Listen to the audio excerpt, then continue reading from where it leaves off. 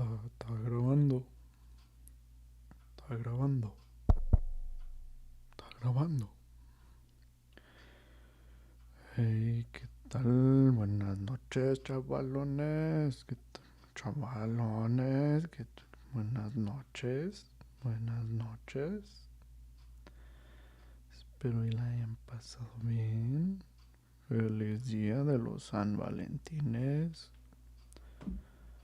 Hey, y si la pasaron solos, pues más vale solo que mal acompañado. Sí, sí, sí, cómo no, claro. Pero bueno, ya, vamos a leer ya. Déjese mamadas, don. Señor, déjese mamadas. Póngase a leer.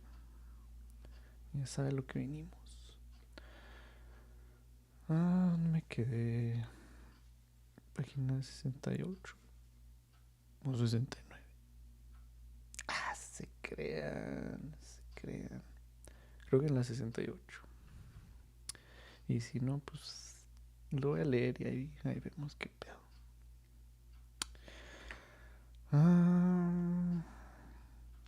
Sí está grabando, Simón. In spite of all his agonizing inward struggle, he never for a single instant all that time could believe in carrying out of his plans. Wait, what the fuck? He never for a single instant at that time could believe in the carrying of his plans. And indeed, if it had ever happened that everything to the last point could have been considered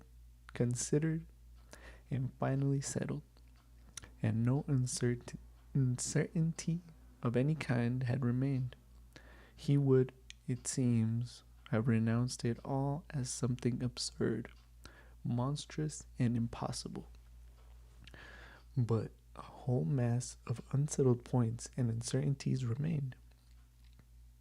As for getting the axe, the trifling business caused him no anxiety, for nothing could be easier. Nastasia was continually out of the house, especially in the evenings. She would run to the neighbors or to the shop, and always left the door ajar. It was the one thing the landlady was scolding her about.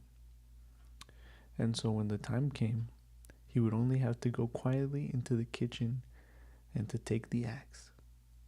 And an hour later, when everything was over, go in and put it back again. But these were doubtful points. Supposing he returned an hour later to put it back, and Nastasia had come back and was on the spot, he would of course have to go by and wait till she went out again. But supposing she were in the meantime to miss the axe, look for it, make an outcry, that would mean suspicion, or at least grounds for suspicion. But those were all trifles which he had not even begun to consider. And indeed he had no time. He was thinking of the chief point, and put off trifling details until he could believe in it all. Yeah, bro, my stomach, I'm fucking hungry, bro. Don't judge me. Don't fucking judge me, bro. It's late as fuck. I just got out of work, alright? Anyways. Puta madre, no me quedé. Put off trifling details until he could believe in it all. But that seemed utterly unattainable.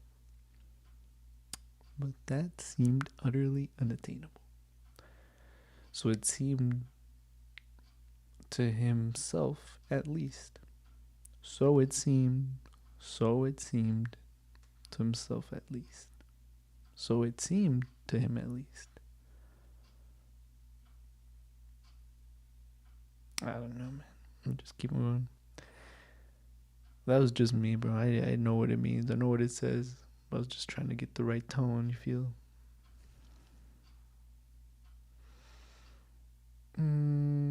He could not imagine for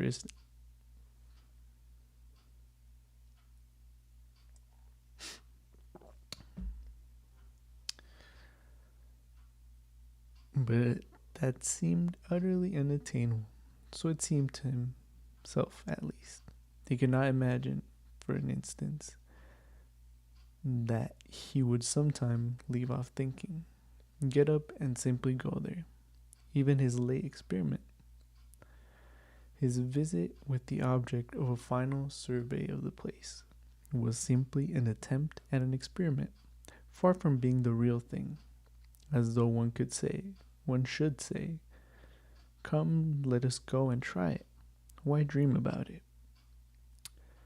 And at once he had broken down and had run away cursing, in a frenzy with himself.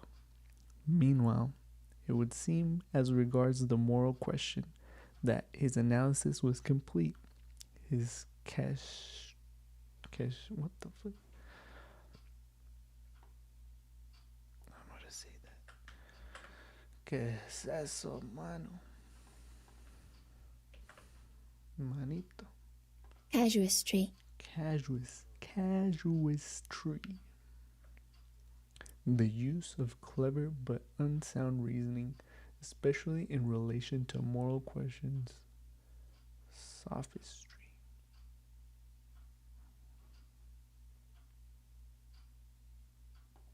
Okay. His casuistry had become keen as a razor, and he cannot find rational objections in himself, but in the puta madre. I keep on forgetting to put a timer, bro.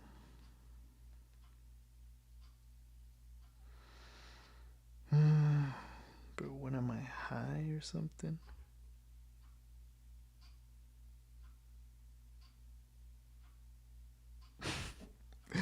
Alright, bro.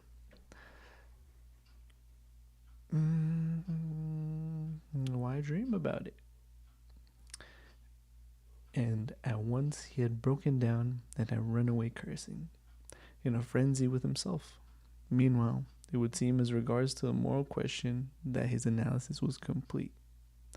His casuistry had become keen as a razor, and he could not find rational objections in himself. But the last resort, he simply ceased to believe in himself, and doggedly, is it dog or dodgily? Dogecoin. Doggedly. In a manner that shows tenacity and grim persistence. Slavishly or slavishly? I think it's slavishly, but I also never heard that word before. I think we can all assume what it means. But why the fuck you assuming, bro, you know? Doggedly.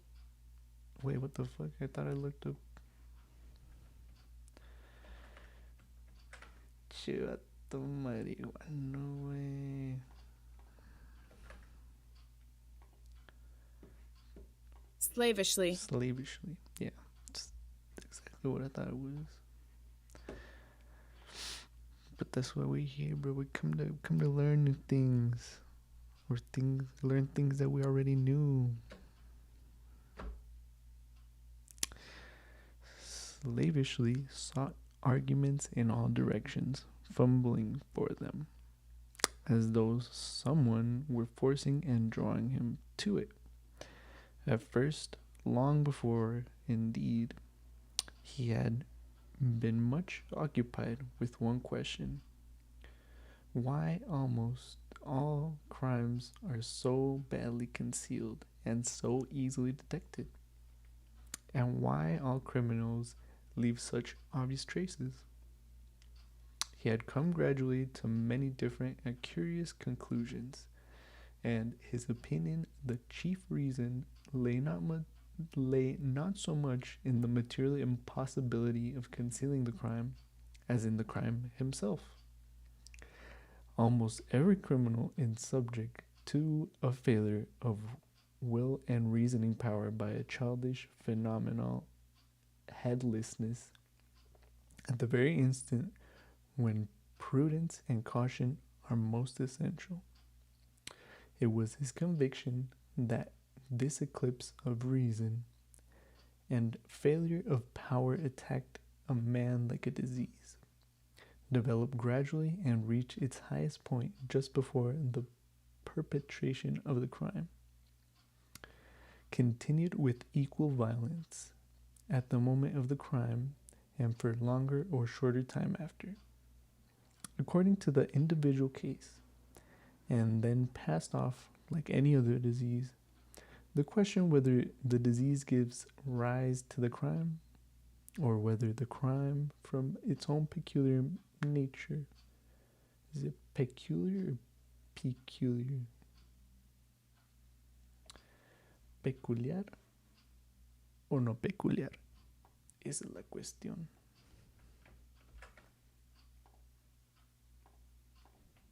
¿Sí o no, Sherlock? Peculiar. Peculiar.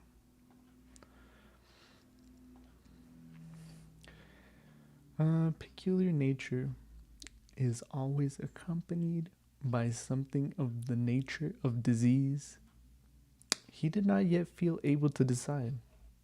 When he reached these conclusions, he decided that, in his own case, there could not be such a morbid reaction, that his reason and will, what the fuck, and his, no wait, it says this reason.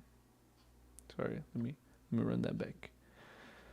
When he reached these conclusions, he decided that in his own case there could not be such a morbid reaction, that his reason and will would remain unimpaired at the time of carrying out his design, for the simple reason that his design was not a crime. We will omit all the process by means of which he arrived at this last conclusion. We have run too far ahead already. We may add only that the partial, purely material difficulties of the affair occupied a secondary position in his mind. One has but to keep all one's willpower and reason to deal with them, and they will all be overcome at the time. When once one has familiarized oneself with the minutest details of the business. But the preparation had never been begun. His final decisions were what he came to trust least. And when the hour struck, it all came to pass quite differently, as it were accidentally and unexpectedly. One trifling circumstance upset his calculations before he had even left the staircase. When he reached the landlady's kitchen, the door of which was open as unusual, he glanced cautiously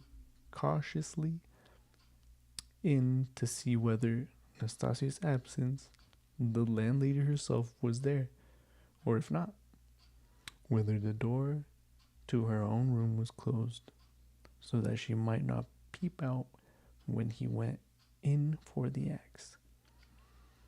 But what was his amazement when he suddenly saw that Nastasia was not only at home in the kitchen, but was occupied there, taking linen out of a basket and hanging it on a line. Seeing him, she left off hanging the clothes, turned to him, and stared at him all the time he was passing. He turned away his eyes and walked past as though he noticed something. But it was the end of everything. He had not the axe.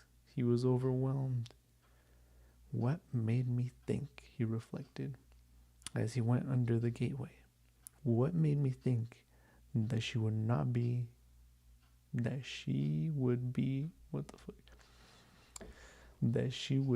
be sure not to be at home at the moment? Why did I assume this so certainly?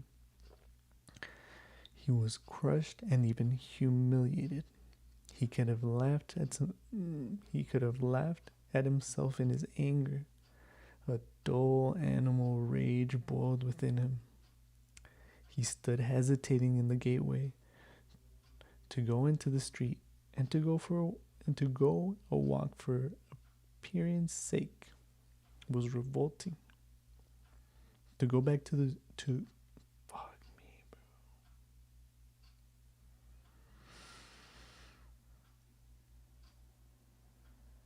bro. I ain't gonna say nothing, bro.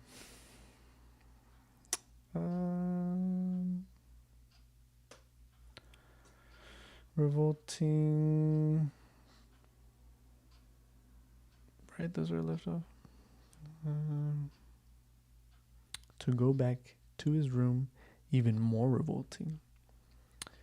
And what a chance I have lost forever, he muttered, standing aimlessly in the gateway.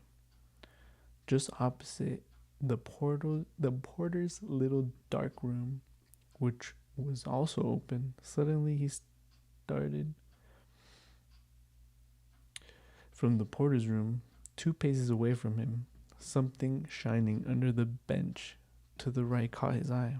He looked about him. Nobody. He approached the room on tiptoe, went down 2 steps into it, and in a faint voice called the porter. Yes, not at home. Somewhere near, though, in the yard, for the door is wide open. He dashed to the axe. It was an axe, and pulled it out from under the bench, where it lay between 2 chunks of wood. At once, before going out, he made it fast in the noose. He thrust both hands into his pockets and went out of the room. No one had noticed him.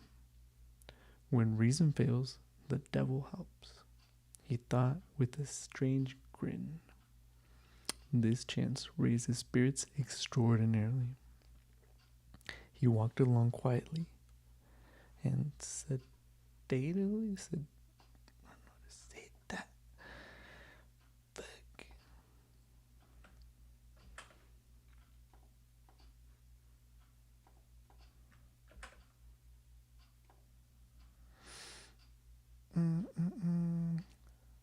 But how do I pronounce it, bro?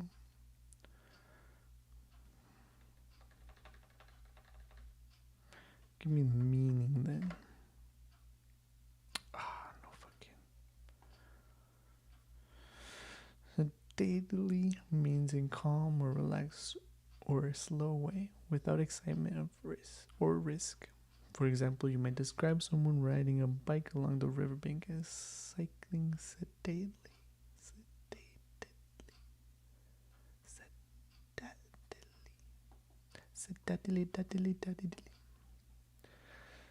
I don't know how to say, so I'm gonna just say sedately. Sedaddle, you know. Who cares? Without hurry, to avoid awakening suspicion. He scarcely looked at the passers-by, tried to escape looking at their faces at all, and to be as little noticeable as possible. Suddenly, he thought of his hat. Good heavens!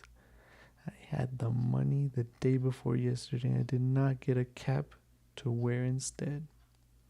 A curse rose from the bottom of his soul. Glancing out of the corner of his eye into a shop, he saw by a clock on the wall that was 10 minutes past 7.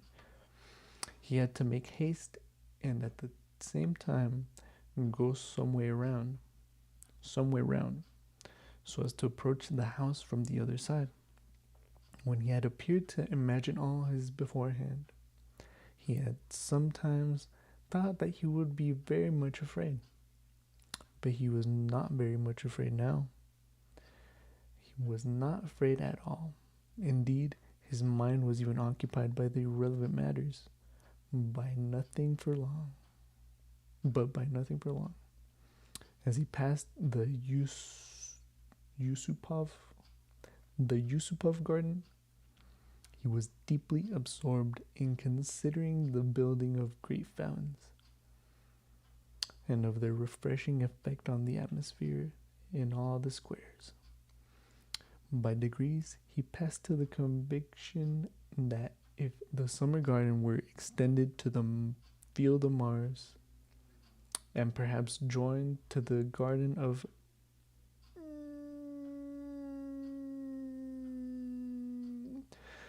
Mihailovsky, Mihailovsky's palace, it would be a splendid thing and a great benefit to the town. Then he was interested by the question why in all great towns men are not simply driven by necessity, but in some peculiar way inclined to live in those parts of the town where there are no gardens nor fountains, where there is most dirt and smell of all sorts of nastiness. When his own walks through the Haymarket came back to his mind, and for a moment he waked up to reality. What nonsense, he thought. Better think of nothing at all. So probably men led to execution clutch mentally at every object that meets them out of the way. Flashed through his mind, but simply flashed like lightning. He made haste to dismiss this thought, and by now he was near. Here was the house. Here was the gate. Suddenly, a clock somewhere struck once. What can it be?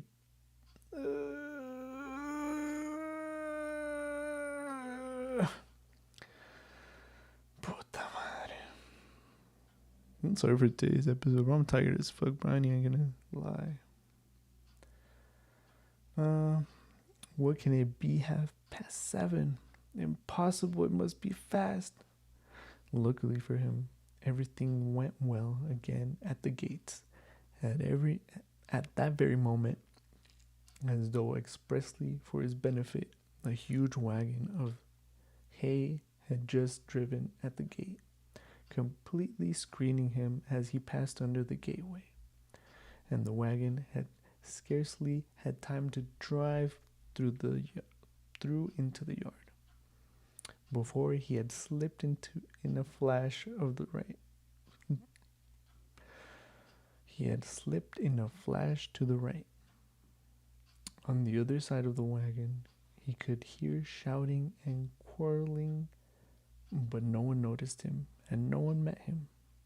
Many windows looking into the huge quadrangular yard were open at the moment.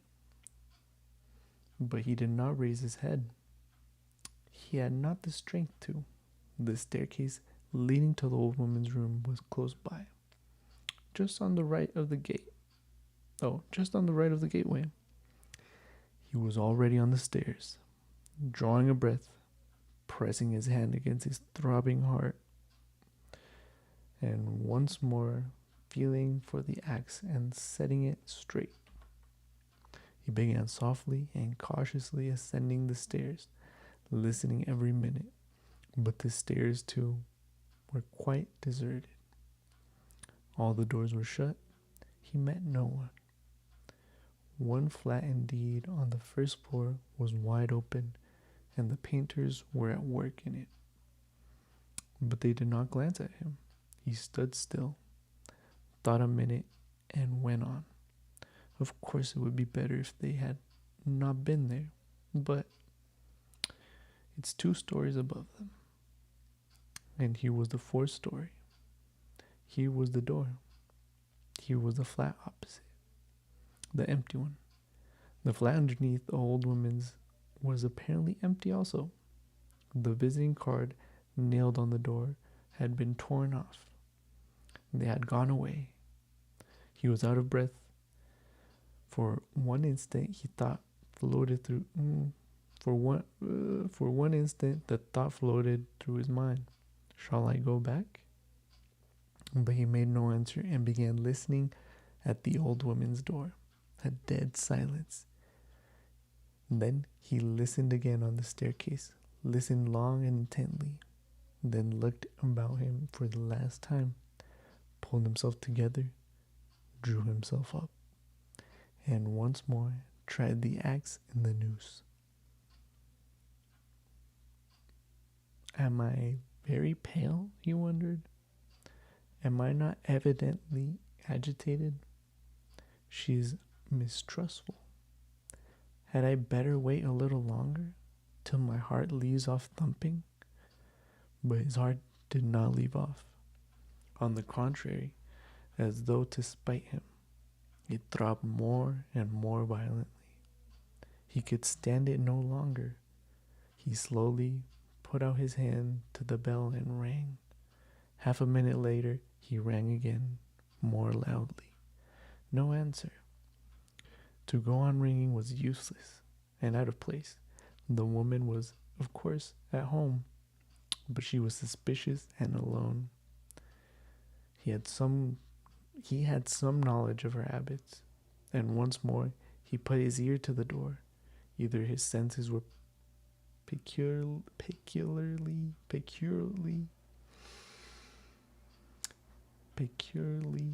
keen, which it was difficult to suppose, or the sound was really very distinct. Anyway, he suddenly heard something, like the cautious touch of a hand on the lock and the rustle of a skirt at the very door. Someone was standing stealthily close to the lock, and just as he was doing, the outside was secretly listening within and seemed to have her ear to the door.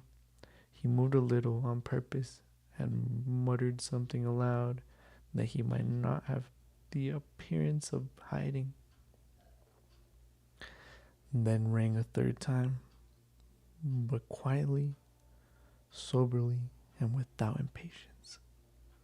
Recalling it afterwards, that moment stood out in his mind vividly, distinctly, forever.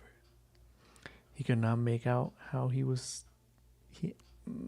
had such cunning, for his mind were clouded at moments, and he was almost unconscious of his body.